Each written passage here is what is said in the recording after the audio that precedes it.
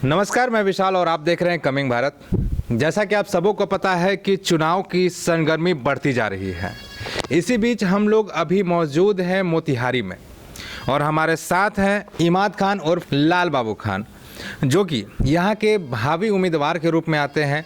और क्या कुछ है, बहुत कुछ है बातें करने के लिए, क्योंकि बहुत सारी जानकारी भी इनसे हमें लेनी है इनके जगहों की। तो सबसे पहले इनसे रूबरू होते हैं और जानते हैं इन्हीं के जुबानी कि क्या कुछ कमी रह गई है इतने सालों से यहाँ पे। क्योंकि अभी सबको पता है कि पिछले 15 सालों से हमारे बिहार में नीतीश बाबू की सरकार चल रही है। तो क्या कुछ बदलाव हुआ है मोतिहारी में, आइए हम मिलते हैं और जानते हैं इनसे। पहले तो सबसे पहले आपका स्वागत है सर हमारे चैनल में। शुक्रिया। और आपकी तरफ से मुझे अपनी बातों को रखने का मौका मिला, इसके लिए मैं आपकी टीम को बधाई देता हूँ। अभी जो वस्तु स्थिति है, विगत 15 साल से जो सुशासन का ढोल पीटा जा रहा है, नकली ढोल, जनता इस बार उसका हिसाब बराबर करेगी और उसकी पोल हम लोग खोलने का कार्य कर रहे हैं। जो भी धरातल पर काम है, बेसिकली वो आप जैसे कुछ पत्रकार हैं, कुछ मीडिया के लोग हैं, वो लोगों तक पहुंचा रहे हैं। हकीकत क्या है वो लोगों तक जानकारी दे रहे हैं। बाकी तो गोदी मीडिया का जो हाल है वो पूरी जनता, देश की जनता देख रही है। विगत 15 साल में हुआ क्या है उसके बारे में मैं आपको संक्षिप्त रूप से बताऊंगा। 15 सालों में जो बेरोजगारी की दर बढ़ी है, जो अपराध बढ़ा है, जो सरकारी आंकड़ा है, उसके आधार पर मैं बात करूंगा। ये लोग पिछले 15 साल से पूर्व जो सरकार थी हमारी राष्ट्रीय जनता दल की, उसको जंगल राज का इन लोगों ने एक झूठा प्रचार किया, झूठा नारा देकर किसी तरह से सत्ता से बेदखल कराया। और आज जो सरकारी आंकड़े कहते हैं, उन्हीं के द्वारा जारी किए गए वो आंकड़े हैं।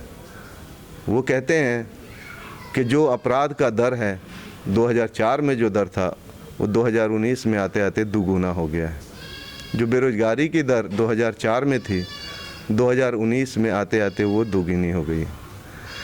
तो आप किस तरह से राष्ट्रीय जनता दल के उस वक्त के शासन को आप लोगों ने जंगल राज कहा, तो आज क्या माना जाए? आज इसे महाजंगल राज माना जाए या महाराक्षस राज माना जाए, ये जनता तय करेगी। आने वाले चुनाव में उनको सबक सिखाएगी। आपने बात की रोज़गार की। अभी जो वर्तमान हमारे सरकार है, नीतीश कुमार की सरकार, उन्होंने तो कहा है कि बिहार में हमने बहुत को रोज़गार दिया है।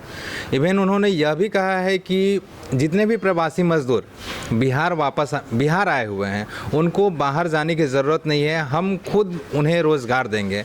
और साथ ही साथ उन्होंने यह भी दावा किया है कि जितने भी प्रवासी मजदूर आए हैं और जो निचले तबके के लोग हैं, उन्हें 1,000 रुपया और खाने के लिए अनाज भी दिया गया है। तो वो बात कहाँ तक सही है? देखिए, बेरोजगारी की जो समस्या है, हमारे जो माननीय नेता प्रतिपक्ष हैं, भावी मुख्यमंत्री बिहार जी, उन्होंने इस मुद्दा को अपने प्रथम श्रेणी में रखा है, अगली पंक्ति में रखा है। और बेरोजगारी की समस्या जो है वो वाकई में बहुत जटिल समस्या है, अगली पंक्ति में रखने लायक समस्या है। नीतीश जी कहते हैं कि हम रोज़गार देंगे, आखिर 15 वर्षों में उन्होंने दिया क्या? 15 वर्षों में रोज़गार का जो दर है, मैं आंकड़े के साथ बता रहा हूँ, वो दुगुना हो गया। आज आपको मालूम है रोज़गार का दर बिहार में क्या है? सबसे बेरोजगारी दर जो बिहार की है वो 46.6% तक पहुँच गई है। और जो हमारे मुल्क में बेरोजगारी दर के मामले में जो सबसे निचले स्तर पर हैं, जिनका बेरोजगारी दर सबसे कम है, जहां सबसे कम बेरोजगार लोग हैं, वो है पंजाब, जहां 2.9% बेरोजगारी दर है। उसके बाद आता है हमारा छत्तीसगढ़, जहां 3.4% बेरोजगारी दर है। उसके बाद आता है तेलंगाना, जहां 6.4% बेरोजगारी दर है। कहाँ ये 2.9% बेरोजगारी दर और कहाँ 46.6% बेरोजगारी दर। क्या ये हमारे कुर्सी कुमार माननीय सुशासन बाबू को समझ में नहीं आ रहा है या उनके लोगों को नहीं समझ में आ रहा है? मगर कहीं ना कहीं मीडिया से संबोधित करते हुए उन्होंने बार बार इन सभी चीज़ों का जिक्र किया है कि हमने बिहार के बहुत सारे लोगों को रोजगार दिया है। तो यह कहीं ना कहीं चुनाव को लेकर तो ऐसा नहीं किया जा रहा है। ये बिल्कुल चुनावी शगुफा है। हर 5 साल पर ये इस तरह की बात करते आए हैं और 15 साल 3 टर्म लगातार शासन करने के बाद इन्होंने ये आंकड़ा बेरोजगारी दर का 2 गुना कर दिया। इनसे कुछ होने जाने को नहीं है।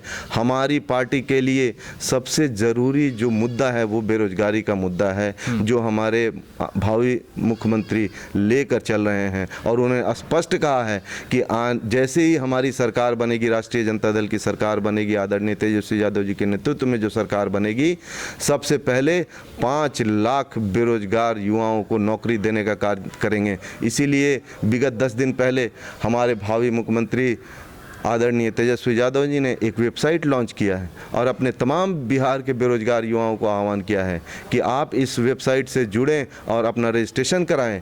और आपको हमको जानकर बहुत आश्चर्य होगा कि अभी 10 दिनों के अंदर में 8 से 10 लाख युवा बेरोजगार ऑलरेडी रजिस्टर्ड हो गए हैं। माननीय सुशासन बाबू को ये दिखाई नहीं दे रहा है बेरोजगारी का आलम क्या है। वहीं मैं अगर बात करूं सड़क की, आपको ही पता है कि बिहार के सड़कों का क्या हाल है। मैंने भी देखा है क्योंकि मैं और हमारी टीम बहुत जगह घूम रही है, बिहार के हर एक कोने में जा रही है। नीतीश बाबू का कहना है कि हमने सड़कों और पुल पुलिया पे बहुत काम किया, बट ऐसा दिख तो नहीं रहा है। इस पे आप क्या प्रतिक्रिया है आपकी? सड़कों का जो गांव गंवई की सड़कें होती हैं, जो गलियां होती हैं, जो शहरों की सड़क होती हैं, उनका हाल तो बहुत बुरा है, वाकई में बहुत बुरा है। आप देखेंगे, जनता से पूछेंगे, आपको स्वयं अंदाज़ा लग जाएगा कि वो किस स्थिति में हैं। बट जो ढिंढोरा वो पीटते हैं कि 1 घंटा में अब मुजफ्फरपुर से मोतिहारी चला जाता है आदमी, 4 घंटा 3 घंटा में जो मोतिहारी से पटना चला जाता है आदमी, ये ढिंढोरा वो जनता को गुमराह करते हैं। ये स्वर्गीय जो हमारे अभी नेता, हमारे अभिभावक तुल्य समाजवादी प्रखर नेता जो हमारे अभी हमसे इस दुनिया से रुखसत होकर चले गए, वो उनकी देन है। स्वर्गीय आदरणीय रघुवंश बाबू की देन है। वो जो NH पूरे मुल्क में जो NH का जाल बिछा है, वो आदरणीय रघुवंश बाबू की देन है। रघुवंश बाबू की आपने बात की, कहीं ना कहीं ये नहीं लगता है कि राजद ने अपना लोकप्रिय नेता एक गार्जियन के रूप में, जो रघुवंश बाबू हमेशा सामने आते रहते थे, आया भी करते थे, बहुत सारे चीज़ों को लेकर बहुत सारी उपलब्धियां भी उन्होंने कराई है, कहीं ना कहीं उनकी कमी खल रही है राजद को? बहुत कमी खलेगी बिल्कुल। ये पूरे मुल्क के लिए एक अपूरणीय क्षति है। राजद के लिए ये एक ऐसी क्षति है जिसकी भरपाई राष्ट्रीय जनता दल कभी नहीं कर पाएगा, कोई भी पार्टी नहीं कर पाएगी। वो एक ऐसे प्रखर समाजवादी नेता थे जो बिरले ही इस धरती पे जन्म लेते हैं। गरीबों की जुबान, मजदूरों की आवाज़, अल्पसंख्यक, दलितों, बेजुबानों की जुबान, रोड पर आंदोलन करने वाले, बरसात हो, रात हो, बिजली हो, धूप हो, किसी चीज़ की बगैर परवाह किए हुए आंदोलन करने वाले, एसी में बैठने वाले वो लोग नहीं थे, वो लोग सड़कों पे आंदोलन करने वाले लोग थे। मुझे पूरा यकीन है कि अगर ऐसे लोग अगर जन्म लेते रहे तो ज़रूर समाज में बदलाव आएगा। मैं बात करूं अगर राजनीति की, और राजनीति के साथ साथ मोतिहारी की, आपके क्षेत्र में पिछले 15 सालों से किन नए चीज़ों का विकास हुआ? मैं नए चीज़ों का बात इसलिए कर रहा हूं क्योंकि पुराने चीज़ तो बहुत सारे ऐसे हैं, बट नया कुछ क्या हुआ है आपके क्षेत्र में? पिछले 15 सालों में नई चीज़ें तो कुछ हुई नहीं हैं जी। अगर कुछ हुई हैं तो वो एक छोटा सा हमारे यहाँ, छोटा सा क्या, बहुत चीज़ तो बहुत बड़ी है। बापू धाम सेंट्रल यूनिवर्सिटी हमारे यहाँ आया। वो मोतिहारी वासियों के राष्ट्रीय जनता दल के आंदोलन और संघर्ष के बाद एक हमें ये चीज़ तोहफा के तौर पर मिला था, जो कि यूपीए गवर्नमेंट के टाइम में ही पास हो गया था। लेकिन आज उसकी स्थिति ऐसी है कि आप पता करेंगे, जाकर देखेंगे कि जो भी वहाँ शीर्ष पदाधिकारी आते हैं, जो वाइस चांसलर आते हैं, वो ऐसे चुने हुए भ्रष्ट आते हैं, जिनका यूजीसी में रिकॉर्ड पड़ा हुआ है, जिनके खिलाफ कई सारे मुकदमे चल रहे हैं, उनके अपने होम टाउन से लेके, और जब यहाँ आते हैं मोतिहारी में तो यहाँ भी उन पर तमाम तरह के भ्रष्टाचार, वो आपराधिक मामले दर्ज हो जाते हैं। तो ऐसे ऐसे लोगों को अपने जाति फ़ायदे के लिए, अपने पार्टी के फ़ायदे के लिए, दलगत फ़ायदे के लिए वो जो शिक्षा का सर्वनाश कर रहे हैं, वो बड़ा निंदनीय है, बहुत ही अफसोसनाक है। हाँ, नई चीज़ में यही एक खुली थी, और जो नुकसान हुआ है 15 सालों में वो ये कि हमारे यहाँ एक चीनी मिल हुआ करता था। जी, मैं अभी उसी पे जिक्र करने वाला था, क्योंकि बात किया जाए अगर मोतिहारी की, तो हर बार एक अहम मुद्दा लाया जाता है सामने कि मोतिहारी का चीनी मिल हम चालू करवाएंगे। और ये पिछले कई सालों से मैंने यहाँ के लोगों से ये बात किया है कि यहाँ के चीनी मिल का क्या हुआ। उनका सांप का नाम होता है कि चीनी मिल के बारे में सर आप मत ही पूछिए तो अच्छा होगा, क्योंकि कहीं ना कहीं दबे आंखों से उनकी आंसू तक निकलते हैं। चीनी मिल के बारे में थोड़ा आप बताइएगा। ये चीनी मिल अपने हमारे नॉर्थ बिहार में बहुत ही बेहतरीन कार्य कर रहा था जी, और विगत 15 सालों से 20 सालों से जो इस चीनी मिल की दुर्दशा इन लोगों ने मिलजुल कर दी है, वो जनता देख रही है। जब से बंद हुआ तब से किसानों का जो बकाया राशि है वो तक नहीं मिला।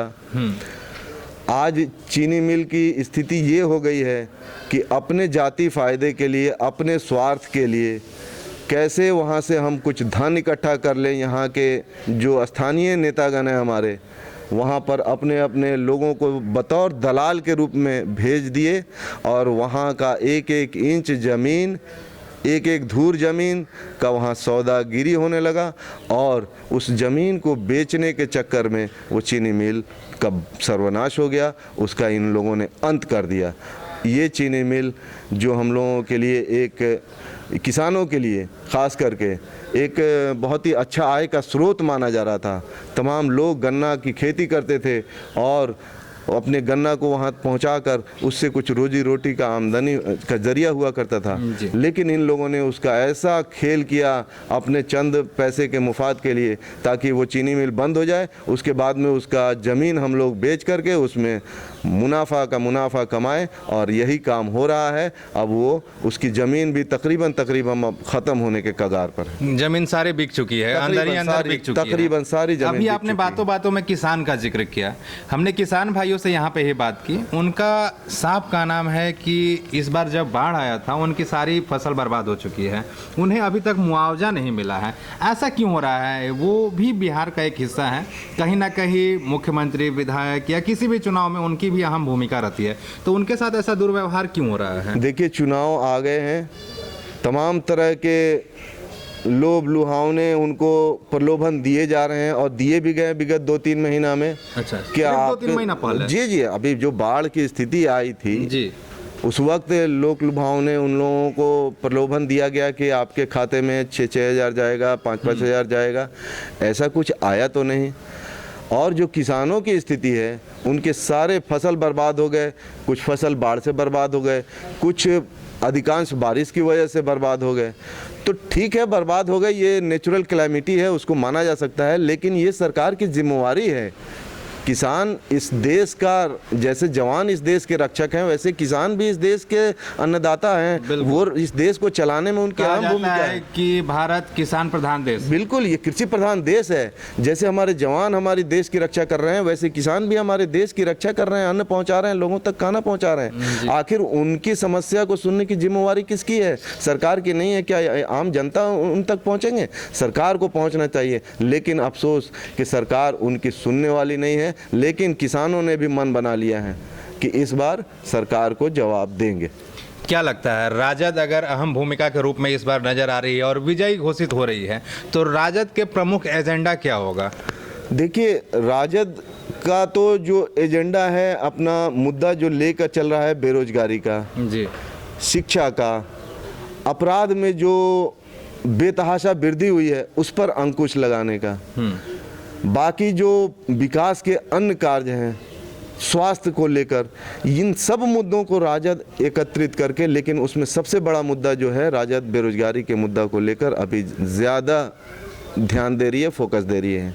आपको स्वास्थ्य का जो हालत है बिहार में, आपने देखा है विगत जो कोरोना महामारी का में जो स्वास्थ्य की स्थिति आपने देखी है, वो पूरी हमने क्या, आपने क्या, पूरी दुनिया ने देखी है। जी, अब तो सोशल मीडिया का ज़माना है, एक एक चीज़ नज़र आ जाता है।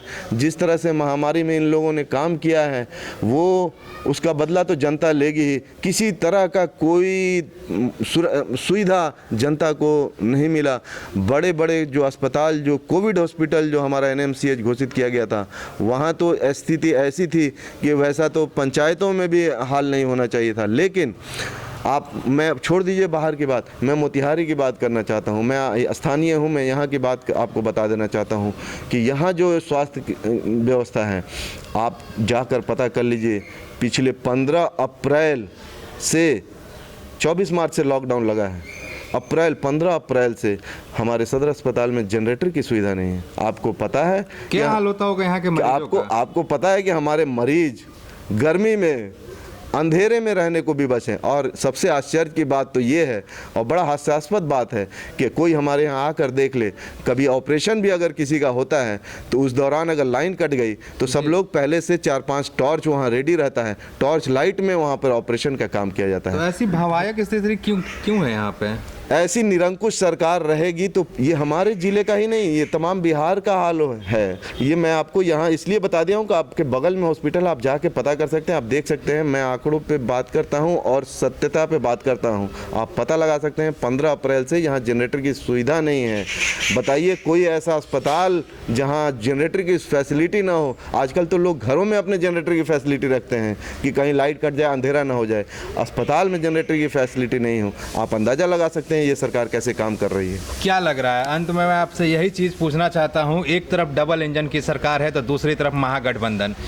क्या कुछ इस बार नया देखने को मिलेगा बिहार? क्योंकि आपको भी पता है कि अगर बिहार की मैं बात करूँ चुनाव की, तो यहाँ से केंद्र तक हिलता है। तो क्या लग रहा है इस बार डबल इंजन की सरकार एक तरफ है और एक तरफ महागठबंधन है, क्या होगा इस बार? कुछ नहीं, आने वाले समय में इन लोगों को पता चल जाएगा। 2/3 बहुमत से राष्ट्रीय जनता दल की सरकार बनेगी, आदरणीय तेजस्वी यादव जी के नेतृत्व में सरकार बनेगी। पहली बात, उसका मैं बता देता हूँ कारण क्या है। जनता 40 लाख जो हमारे मजदूर और प्रवासी जो पलायन करके आए, उनका जो हश्र हुआ, जिस तरह से उन लोगों ने यातनाएं झेली पैदल चल चल के, कोई दिल्ली से, कोई बॉम्बे से, कोई हमारे सुशासन बाबू तो उन लोगों को लाने की उनको फिक्र ही नहीं थी, वो तो लाने को तैयार भी नहीं थे। यहाँ तक कि उन लोगों ने इस तरह का, हमारे सुशासन बाबू ने मजाक उड़ाया, चिट्ठी लिखा अपने DGP को कि ज़रा इन लोगों पर ध्यान रखिएगा, ये लोग बाहर से आ रहे हैं, इससे अपराध बढ़ेगा। उन लोगों को, जो मजदूर हमारे अप्रवासी आए बाहर से, उनको चोरों की संज्ञा दी गई। ये सब हमारे जो मजदूर प्रवासी आए थे, जिस कठिनाई से आए और जो यातना सह के आए, और उसके बाद जो उन पर आरोप लगाया गया, ये सब उन लोगों ने देखा है। पहली बात। दूसरी बात, ये बात करते हैं अल्पसंख्यक समुदाय के कल्याण की। किस अल्पसंख्यक समुदाय के कल्याण की किस मुंह से बात करते हैं? आपको मालूम है अल्पसंख्यक समुदाय के लिए सबसे बड़ा जो मुद्दा था वो CAA, NRC, NPR का मुद्दा था, और आप उस मुद्दे पर इस भाजपा सरकार का आप समर्थन करते हैं। अल्पसंख्यक समुदाय के लिए करो और मरो की स्थिति आज बन खड़ी हुई है। लेकिन आप याद रखिए आदरणीय नीतीश कुमार जी कि अल्पसंख्यक समुदाय आपको आपके कर्मों का जवाब देने वाला है। आपने जिस तरह से इस केंद्र की सरकार का इस CAA, NRC के मुद्दे पर समर्थन किया है, उसका जवाब अल्पसंख्यक समुदाय आपको देगा। दूसरी बात, आप याद कीजिए 2004 का ज़माना, हमारे राष्ट्रीय अध्यक्ष आदरणीय लालू यादव जी के राज्य का ज़माना। उस वक्त जो अल्पसंख्यक समुदाय अपने आप को सुरक्षित महसूस करते थे, उसकी क्या वजह थी? उस वक्त किसी भी ज़िले में आप 40 ज़िला में घूम जाइएगा, कम से कम 10-15 ज़िले ऐसे हुआ करते थे जहाँ पे या तो पुलिस के हमारे वरीय पदाधिकारी वहाँ मुस्लिम हुआ करते थे, या वहाँ के जिलाधिकारी मुस्लिम हुआ करते थे। वो भी नहीं तो उसके बाद के जो हमारे रैंक के अधिकारी होते थे वो मुस्लिम हुआ करते थे। आज आप पूरे बिहार में घूम जाइएगा, आज आपको या तो एक या दो कहीं एसपी या कहीं डीएम आपको नज़र आ जाएंगे मुस्लिम समुदाय से, उससे ज़्यादा आपको नज़र नहीं आएंगे। कैसे मुस्लिम समुदाय आपको अपने आप को सुरक्षित महसूस करेगा? तीसरी बात मैं अल्पसंख्यक समुदाय के हित में बता देना चाहता हूँ कि जो स्थिति आज अल्पसंख्यक समुदाय की शिक्षा को लेकर की है उन्होंने, जो उर्दू की शिक्षा को उन्होंने द्वितीय पंक्ति से हटा दिया है और शिक्षा की इसको नहीं हटाया है, उर्दू शिक्षक की जो बहाली है तकरीबन वो भी समाप्त कर दी है। अब उर्दू शिक्षक की बहाली इन लोगों ने ऐसा सिस्टम ला दिया है कि उर्दू शिक्षक की अब बहाली नहीं होने जा रही है। इसलिए माननीय सुशासन बाबू, मैं आपको बता देना चाहता हूं और आपके लोगों को भी बता देना चाहता हूं कि आप निश्चिंत रहें, अल्पसंख्यक समुदाय आपसे हिसाब लेने के लिए बहुत बेताबी से इंतजार कर रहा है। करने के बावजूद भी मैं बतौर नगर अध्यक्ष कार्य कर रहा हूं। अगर मैं स्वार्थी लालची रहता तो मैं भी आज कोई बहुत अच्छे पोस्ट पे रहता जिला में, लेकिन मैंने कभी कोई पद मांगा नहीं, मैंने कभी पद की कोई लालसा नहीं की, लालच नहीं किया। मैंने एक बतौर कार्यकर्ता ईमानदारी से जो मैंने अपने 24 साल में किया है, वफादारी पूर्वक किया है, अपने पार्टी के हित के लिए किया है, अपना कीमती समय दिया है, उसी को देखते हुए मैंने अपनी दावेदारी सुगौली विधानसभा से की है। लेकिन मैं उनमें से नहीं हूँ जो अपने निजी स्वार्थ के चक्कर में अपने समाज, अपने कौम, अपने प्रदेश, अपने मुल्क का भला न देखते हुए अपने भलाई को मैं तरजीह दूं। मैं उन लोगों में से नहीं हूं, क्योंकि मैं लालची हूं, मैं स्वार्थी नहीं हूं। अगर ऐसा रहता तो मैं भी आज कहीं जिलाध्यक्ष या कहीं प्रदेश में कोई वरीय पदाधिकारी रहता या कोई और जगहों पे मैं रहता या कई पार्टियां बदल चुका होता।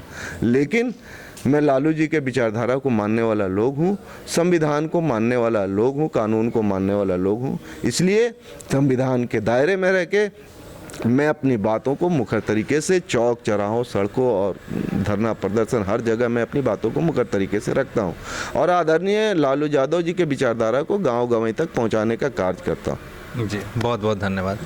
तो जैसा कि आपने देखा और सुना कि हमारे साथ इमाद खान जी मौजूद थे और उन्होंने काफ़ी नेक विचार से अपने भावनाओं को रखा, अपने सामने हमारे सामने रखा है कि अगर वो इस वक्त 2020 में अगर इन्हें टिकट मिलता है राजद की तरफ से, क्योंकि ये टिकट के हकदार भी हैं, क्योंकि ये निस्वार्थ भाव से सेवा भी करते हैं, लोगों के बीच जाकर उनकी समस्याओं को भी सुनते हैं। बहरहाल ऐसे ही तमाम खबरों के लिए बने रहे हमारे चैनल के साथ। और हाँ, अभी तक आपने हमारे चैनल को लाइक, सब्सक्राइब और शेयर नहीं किया हो तो जल्द से जल्द कर लें। धन्यवाद।